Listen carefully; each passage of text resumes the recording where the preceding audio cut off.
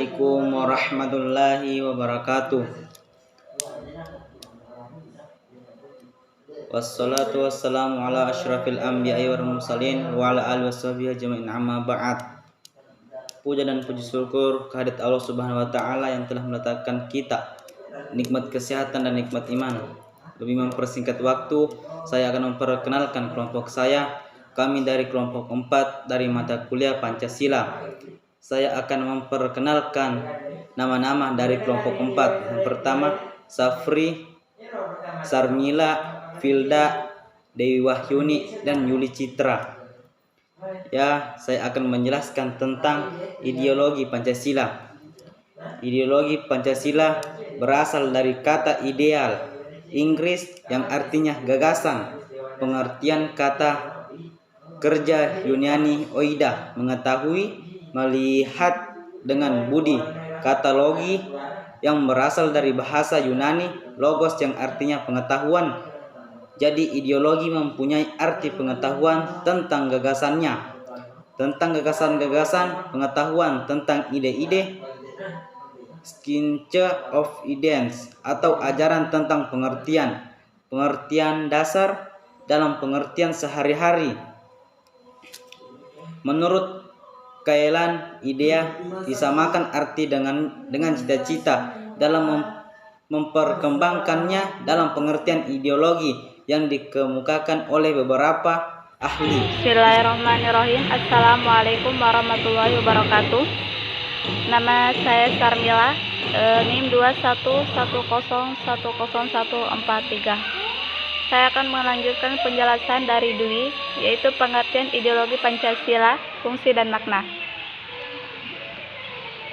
Ideologi Pancasila adalah pandangan atau nilai-nilai luhur budaya yang realigus yang digunakan bangsa Indonesia. Hal itu berarti setiap nilai-nilai yang terkandung dalam Pancasila harus diterapkan kehidupan sehari-hari.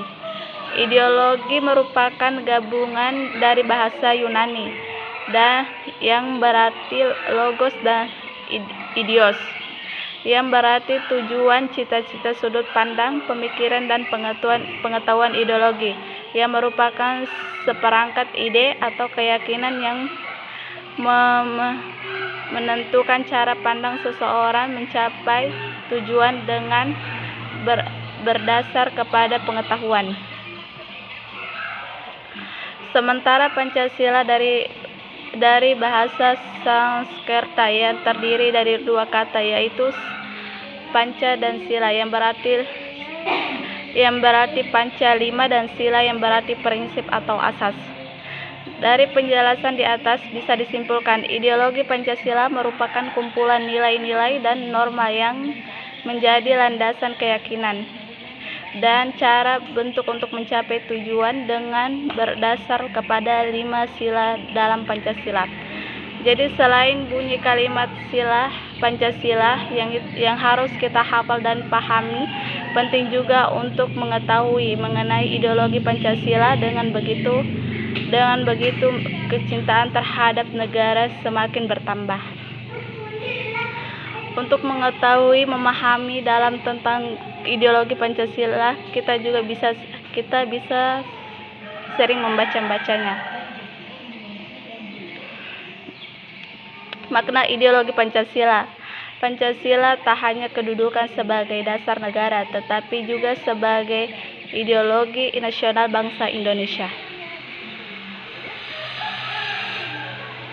Makna dan fungsi Pancasila. Salah satu makna ideologi Pancasila. Pancasila tak hanya kedudukan sebagai dasar negara, tetapi juga sebagai ideologi nasional bangsa Indonesia. Yang pertama, nilai-nilai yang tercantum dalam Pancasila itu menjadi cita-cita normatif penyelenggaraan negara. Yang kedua, nilai-nilai yang tercantum di dalam Pancasila yang disepakati secara bersama. Oleh karena itu menjadi satu di antara sarana di dalam pemersatuan negara bangsa Indonesia. Fungsi ideologi Pancasila. Yang pertama, sarana pemersatuan bangsa Indonesia, memperkukuh dan memelihara kesatuan dan mempersatu. Yang kedua, membimbing dan mengarahkan bangsa Indonesia untuk mencapai tujuan. Yang ketiga, memberi motivasi untuk menjaga dan memajukan bangsa Indonesia. Yang keempat, menjadi pedoman hidup bangsa Indonesia untuk menjaga keutuhan negara. Yang kelima, membutuhkan jiwa nasionalisme dan patriotisme. Yang keenam, menunjukkan jalan serta mengawasi dalam upaya mewujudkan cita-cita terkandung dalam Pancasila. Sekian, terima kasih. NIM 21101010146. Contoh ideologi Pancasila. Contoh penerapan ideologi Pancasila pada sila pertama adalah memberikan kebebasan untuk memeluk agama. Jadi negara tidak pernah memaksa seseorang untuk memeluk satu di antara agama tertentu. Sila kedua, saling menghormati sesuai adab ketimuran dan sesuai dengan sila kedua dari Pancasila merupakan contoh ideologi dari sila kedua. Itulah mengapa masyarakat Indonesia wajib untuk saling memiliki rasa hormat antar individu ataupun kelompok. Sila ketiga, contoh ideologi Pancasila yang diambil sila ketiga adalah selalu mementingkan kepentingan golongan dibandingkan dengan kepentingan individu. Sila keempat, adanya ideologi Pancasila ini menuntut masyarakat untuk bermusyawarah dalam memutuskan atau memberikan solusi dari suatu masalah yang sedang terjadi. Tujuan dari diadakan musyawarah ini adalah untuk mendengar dan memutuskan jalan keluar dari suatu masalah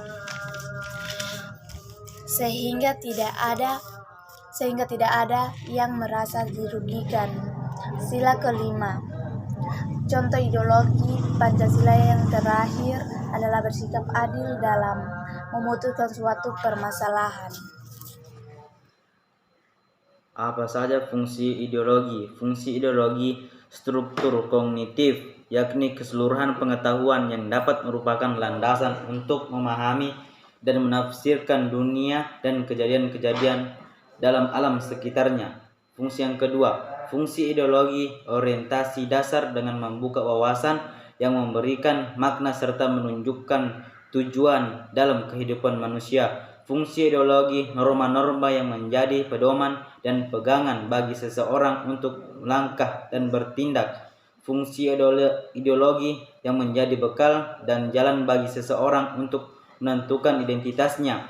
Fungsi ideologi sebagai kekuatan yang mampu menyemangati dan mendorong seseorang untuk menjalankan kegiatan dan mencapai tujuan.